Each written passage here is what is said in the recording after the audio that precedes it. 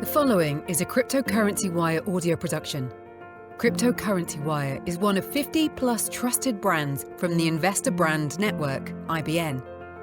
As a multifaceted financial news and publishing company, Investor Brand Network uses its network of more than 5,000 key distribution outlets, as well as other corporate communication tools, to introduce public and private companies to a wide audience of investors, consumers, journalists, and the general public. Our reputation for highly efficient communication strategies is based on the experience and relationships our team has in the space.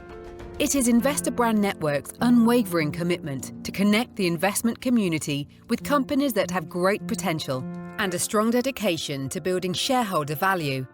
The following interview may feature a client partner of Investor Brand Network. Investor Brand Network may have been compensated for the production of this interview. Please be sure to read our entire disclaimer for full disclosure. Thank you all for joining us for our latest podcast episode with the co-founder of dVIN Labs, which is using tokenization to bring the $1 trillion wine industry on chain. David, it's a pleasure to have you on the show.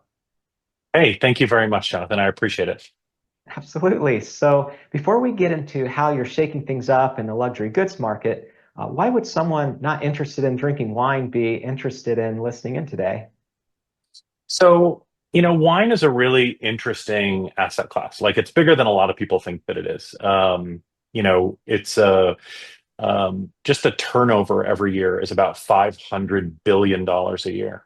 And to put that in perspective, if you added up the entire global film business and the entire global television business and the entire global music business and the entire global video game industry and the entire global publishing business, all of those together are smaller than just the wine business.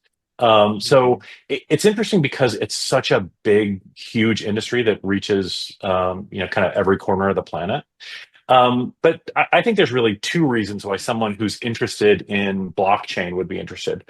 One of them is the wine industry is kind of uniquely suited to take advantage of the benefits of blockchain and decentralization to really make some interesting inroads into efficiencies and, kind of really charting the path forward for using blockchain to solve real business problems. On the other side, what's interesting about it is there's about a $300 billion asset class inside of the wine industry that's investment grade wines that have a secondary market. And for the last 50 years, that's really just kind of been the playground of billionaires. Very, very wealthy people sort of trade in investment grade wine. But as you tokenize wine, that market or that trading platform, those trades start to become available to everybody. And we think there's going to be some really interesting trading opportunities in tokenized wine coming very soon. Wow, that is definitely fascinating. And I have to ask, with the topic of tokenizing real world assets becoming just incredibly popular the past year or so, what led you to focusing on wine specifically, other than the things you already shared? So I'm actually come from wine. I was a tech guy. I started a tech company and sold it. And then, I sold my company and dumped it all into a vineyard and a winery in Argentina. And I was there for about 10 years. And then now have another project here in Spain. I live in Barcelona.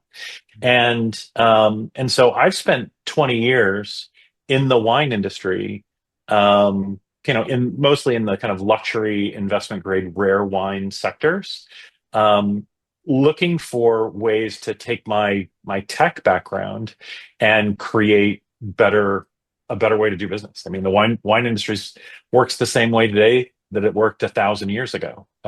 So what interested me about blockchain is I kind of looked at it and said, every time I turned over another rock, there was another solution to a long-standing problem in the industry. And I think that blockchain really could build the operating system for the next 1,000 years of the industry. For sure. And so how do consumers, winemakers, and others in the industry benefit from your approach? So, I mean, there's a whole bunch of different ways. We look at we kind of took a very broad approach when we started looking at tokenizing wine. There's really a lot of specific things that tokenization and blockchain can solve. The first and kind of the first thing that we looked at was authentication, anti-fraud, anti-counterfeit. If anyone has ever seen the movie Sour Grapes, you'll know that there's an enormous industry in fake, fraud, counterfeit of luxury wines. And that problem has been very, very difficult to solve. But with blockchain, it's actually pretty easy to solve. So we sort of looked into that at first. And then the more we looked at it, the more we saw that there were opportunities for global price transparency, which right now there's a lot of opacity in the market, which makes it a very difficult market to trade. There's global liquidity right now because, wine kind of gets sent to different places around the world. There are little pools of liquidity all over the place, but there's no unified global liquidity. And that makes it difficult for kind of everyone in the industry, whether you're a consumer who's looking to buy rare wines or you're a winemaker that's looking to maximize your revenue. Either way, it's very difficult because there's not global liquidity. But then you kind of start finding more and more interesting things. And again, this is maybe more interesting to winemakers, but things like business intelligence. Right now, nearly every other product that you buy provides really good and deep, rich business intelligence back to the producer, so the producer can make smart, data-driven decisions around things like product design, product mix, marketing, messaging, packaging, supply chain efficiency, like all of the decisions that you would normally make as a business owner. Most businesses over the last 20 years have been able to capture business data or business intelligence in order to make those decisions smarter and more efficient. And in the wine industry, it just doesn't happen. It's they call it the black box, right? As soon as wine leaves the winery, you don't have any idea where it is. You don't know who's consuming it. You don't know when they're consuming it. And it makes it very difficult for winemakers to make smart decisions. And then we look at things like loyalty, customer acquisition. We actually built a really interesting element to our protocol for loyalty points that works very similar to airline miles, right? If you're a loyal customer of a winery right now, that doesn't get you anything. But in the future, with tokenization, you could prove that you're a really good customer of the winery and get access to things like special tastings or special events, harvest visits, even access to rare wines.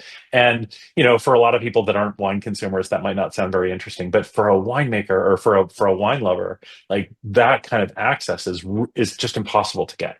So those are kind of the things that I think people would find interesting about tokenizing wine. Yeah, definitely a lot of benefits there. So how does it all work? So we kind of stripped it down to its very basic components, right? We when we first started working on this problem, it was really just a working group. It was I had a bunch of winemaker friends that would send me proposals from Web3 companies or blockchain companies, and because I have a background in technology, they were sort of asking for my opinion.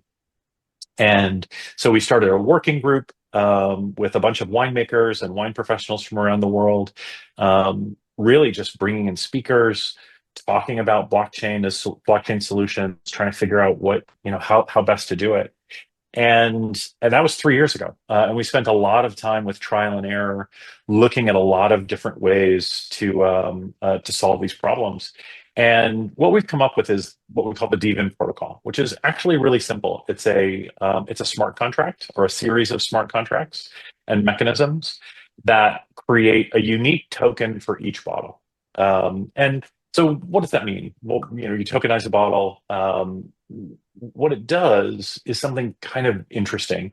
It turns a bottle of wine from being a possession into being an asset, right? And the difference is actually really simple. If if you lend me your car and I drive away and use it for the day, it's still your car. right? Mhm. I'm driving it, but it's your car because you've got a deed of ownership for that car. But if you hand me a bottle of wine and I walk away, it's my bottle of wine. So there's the ownership is just possession, and that's that for 1,000 years that's worked just fine. But what it does is it creates this lack of sort of paperwork or the lack of ownership rights. Um, really, I think is creates problems in the industry. And so what we've done is created what we call the digital cork, Mhm. which is a digital deed of ownership, or in Europe, in the European Union, we actually call it a digital product passport. And that's just a deed of ownership over an individual bottle of wine. And that tracks ownership all the way from the winemaker. So all the way from the winemaker to the consumer. We say from grape to glass, right? But that's only part of the problem, right? Like blockchain, really since its origins, is very good at tracking ownership, very good at tracking transactions. That's kind of the heart of what blockchain does. But what it doesn't do very well, or what it didn't do very well, is track custody. Custody, because mostly blockchain is dealing with digital assets, whether it's an NFT or Bitcoin. Mhm. But because we were working with physical assets, it was really important for us to track chain of custody. So in our protocol, with our series of smart contracts and mechanisms, we've created a way to track chain of custody all the way from the winemaker to the consumer. And by tracking chain of custody, that gives us the ability to provide really good data about authenticity. I know that this bottle is Mhm. real because I can track the custody all the way back to the winemaker. But it also provides that business intelligence, right? If I can track that custody all the way back to the winemaker, like I know where that wine goes. I know which distributor has had it. I know which retailer has it. Um, so that was really the big breakthrough that we had, is tracking chain of custody all the way through to the consumer, and providing a series of incentives for everyone along the line to be able to, or to be incentivized to update that chain of custody. And so that's really the heart of what we call the dVIN protocol, with the digital cork at its center. Awesome.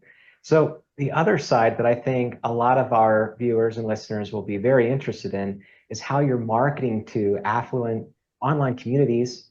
I really believe what you're doing is going to become a common strategy in the future, especially as more people hold NFTs and engage in other protocols. But can you tell us just a little bit about how you've engaged with specific communities? Sure. So, we're very fortunate in that we work with wine, and wine's pretty fun. Hmm. I think if we were, tokenizing, uh, you know, liquid nuclear waste, it would be a lot more difficult. But with wine, it's actually really easy to engage communities. We've probably tokenized, over the course of the last couple of years, working with more than 70 different winemakers from around the world. We've tokenized millions and millions of dollars worth of wine. Um, and then created through that a lot of different incentive programs to get people excited about it. And those incentive programs have ranged from, you when you open the bottle and kind of provide your digital feedback to the winemaker, you get access to a free tasting, or you get access to, opening another bottle of wine, to some really kind of amazing things. We actually work with the Bhutan Wine Company, which is a public-private project. It's the only brand new winery in the Kingdom of Bhutan, and we did a project with them a couple of years ago, where a few people got to go and participate in the first commercial harvest in the Kingdom of Bhutan. So like the first people from outside of Bhutan to ever even see those vineyards and to participate in kind of what has been a historic event. And so getting access to those kinds of things is really sort of the key behind our ability to be able to market to, or bring in other communities. The big thing that our focus in the long term is to create a platform and a decentralized system so that we're not really interested in coming between the winemaker and the consumer. What we want to do is provide the tool for the winemaker to communicate and connect with the consumer directly. Those are the tools that we're creating. So, for right now, we've built kind of an interesting brand around luxury wine and luxury wine consumers, investment grade wine. But in the future, our long-term vision is really for our brand to kind of settle into the platform and really allow winemakers to engage with their existing consumers. Gotcha. So where do you see future growth coming from? Well, there's a lot of growth. I mean, every year there are 3 billion bottles of luxury wine produced, and right now we're only tokenizing a little fraction of that. So we got lots and lots of things to do. I would say that the two most exciting things that we're working on now, one of them is tokenizing investment grade wine and building trading platforms. We have about a dozen partners from around the world that are launching platforms that allow their customers to trade a giant pool of about $100 million in tokenized investment grade wine. We think that's going to be really exciting. It's going to create a lot of, like I said, global price transparency. It's going to get people excited about trading tokenized wine. And it's going to give people that had never had access before access to be able to trade these wines that like I said, up until now, only billionaires or only very, very wealthy could have access to. So that's something that's really exciting. We have another thing that we're launching, which is pretty fun as well. So when we started this project, wine is it's a really interesting product because there are about 30,000 independent winemakers in the world, and each of those winemakers might make on average 4 or 5 different products every year. So every year there's 150,000 new SKUs added to the market. So and they're different, right? Like the 2015 bottle of wine and the 2014 bottle of wine, they might have some similarities. They might even have the same name, but they have different components on the inside, right? There's a different blend. It's a different oak program. Like they're a different product. And so we, from the beginning, wanted to be really accurate in our data, but in order to do that, we had to hire like a big team of sommeliers to like go and do research on this wine in order to have the metadata correct. So about a year ago, we hired an AI engineer to start building an agent for us that would go and do that research for us. And so we trained that agent on a lot of proprietary wine data, and over the course of a year, trained it to be correct, right? When it started, it was about 30% right. Now it's like 99.9% correct. So when we ask it for the information on a bottle of wine, it can do it quickly. So what that means is that we can tokenize thousands or hundreds of thousands of bottles instantly. So that's great for our business. But what we learned in the interim was that by teaching that AI agent everything there was to know about wine, it was able to provide us with really interesting things like wine recommendations, tasting notes, food pairing suggestions. Like you're in a restaurant, you want to know what wine to order, you can take a picture of the wine list, and it will come back, and this agent will come back to you and tell you what wine you're going to like based on what you've liked in the past. So really, really interesting. And so we're actually launching that now, kind of right now. We're launching the agent on Twitter and on Telegram, where it's an autonomous agent. You can ask that agent anything you want to know, anything about wine. It's actually named after Bacchus, the god of wine. And where it really shines is wine as an investment. So you can go and ask Bacchus, like, Bordeaux a good investment right now, or is Burgundy or Barolo a good investment? And it'll tell you very specifically. Like you can say, is this bottle of wine going to go up in value or not? And Bacchus can give you a lot of historical data, can really tell you whether or not the odds are that bottle is going to increase in value. And so that's really interesting. It's like a wine investment advisor. So even if you're not a big wine drinker, even if you're not interested in consuming the bottle, like if you're interested in trading wine as an asset, and we say, trade like a billionaire. If you're interested in doing that, like Bacchus, our AI wine agent is very, very good at providing not only good advice, but a lot of alpha on wine trading. Yeah, and since we're on the subject, let's just get into your recent Rect wine launch. I'd love to Sure. hear more about that. Sure. So we're launching with a bunch of different partners, these trading platforms that I mentioned earlier. We partnered with one of my oldest friends and someone that we've been working with for years, who owns one of the major negociants in Bordeaux. Meaning, and as negociant means they work with most of the big wineries in Bordeaux to help sell their wine. It's like a distributor.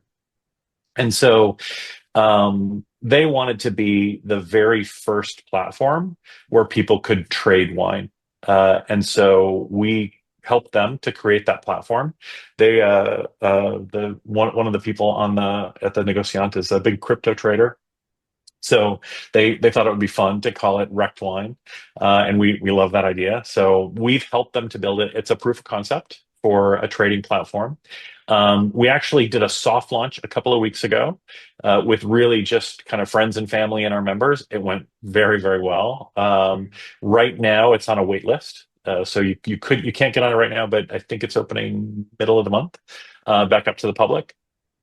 And so it has about $1 million worth of investment grade wine that you can trade on the platform. And what's really interesting about it is for right now, you can only trade in our native token, which is Vincoin. Which is a Solana token. But that makes it just a little bit more interesting and more fun. Over time, we think all of these platforms will trade in USD. It'll be a much more kind of let's say mature marketplace or trading platforms. But for right now, it's just fun, and it's a really great way for kind of degen traders who are interested in learning to trade wine. This is a trading platform that'll look really familiar to them, right? It has we kind of took all of the metadata for the wine and turned that into like rarity. It kind of looks like an OpenSea or any other kind of trading platform for digital assets. So it's really fun, and people will start to have access to it. You should go now and put in your email address. People will have access sometime in the middle of the month. Cool. And for our listeners, the way you spell that is R-E-K as in kite, T as in Tom. So you say Rect wine. There you go. So you mentioned in an interview recently that you have a long-term vision and don't expect to take over the world tomorrow. Obviously, it's a big world conqueror in this specific vertical, but I'd love to hear where you think dVIN could be in 10 years from now. Look, I think that what we're really focused on is a very narrow but very broad, or I'm sorry, a very broad but very, very shallow section of the marketplace. What we want to do is be the global standard for tokenizing wine. There are lots of things that can be built on top of it, lots of different trading platforms, BTC, authentication systems, loyalty platforms, all kinds of fun stuff that can be built on top. We just want to build that thin layer. And so our goal is to, this year, I think we'll tokenize about $100 million worth of wine. We kind of have a direct path to about $1 billion. But even that, it's really just, $1 billion is 0.1% of the global asset class. And like I said, there's 3 billion bottles a year being created. So for us, I see in 10 years us capturing a pretty large portion of the investment grade and luxury niches in the marketplace, which I call it a niche. It's not really a niche. They're big. It's it's $100 billion a year is the luxury market. I can see us taking being able to tokenize a really significant portion of those wines. But more importantly, I think that there's a lot of businesses that can sprout on top of the platform and provide great services to winemakers, whether that's, like I said, a DTC platform so that wineries can sell direct to consumer, a loyalty platform so that wineries can acquire customers and acquire and keep those customers and have great customer retention, business intelligence applications where wineries can get smart business intelligence that helps them to make better decisions. And, a big one would be authenticity, where every bottle of investment grade wine is on the platform so that there's one source of truth for authenticity, which would make, the wine fraud and abuse could be a thing of the past. And that's for the kind of high end of the industry, that's just this problem that's been a big problem for 30 years, a multi-billion-dollar problem that I think we can solve. So that's what I think. I'd like to see the degen in me, or the kind of decentralized blockchain guy in me looks and says, man, I would love for this $500 billion a year industry, for all of the different international transactions, of which there are millions and millions a year, for those to be on chain, to save people tons of bank fees, to save them counterparty risk, to save them FX fees and settlement delays. I would love that. I don't know if that's going to happen in 10 years, maybe, but I think there's a path to it. Well, your model certainly unlocks a much better way of doing business and enjoying experiences. And of course, if you have friends over and you're enjoying, your dVIN Labs membership and, the products that are coming from there, you're going to talk about it and they'll have a viral nature, all on its own. But your insights are not only fascinating, they're truly inspiring. This has been such a great opportunity to explore the innovative paths that you're forging in the space. Thank you so much, Jonathan. I really appreciate you taking the time today. This is great. This audio interview is an original broadcast provided by CryptoCurrencyWire. CryptoCurrencyWire, CCW, is a CryptoWire news and content distribution syndicate that provides access to a syndicate of wire services via InvestorWire to reach all target markets, industries, and demographics in the most effective manner possible. CryptoCurrencyWire is another brand under the Investor Brand Network. Investor Brand Network may receive payments for corporate communication relations, as well as various press releases and social media solutions provided to its clients. You should assume that officers and directors of Investor Brand Network or financial analysts mentioned hold a position in and may intend to trade the securities for their own accounts. This interview is not an offer or recommendation to buy or sell securities. Information in this broadcast is presented solely for informative purposes and is not intended to be, or should it be construed, as investment advice. As in all investments, investment in the featured company carries an investment risk. Listeners should review the company thoroughly with the registered investment advisor or registered stockbroker. This audio interview by Investor Brand Network is not purport to be a complete study of the featured company or other companies mentioned. Information used and statements of fact have been obtained from featured company and other sources, but not verified nor guaranteed by Investor Brand Network as to completeness and accuracy. Such information is subject to change without notice. Please see our full disclaimers and disclosures at investorbrandnetwork.com.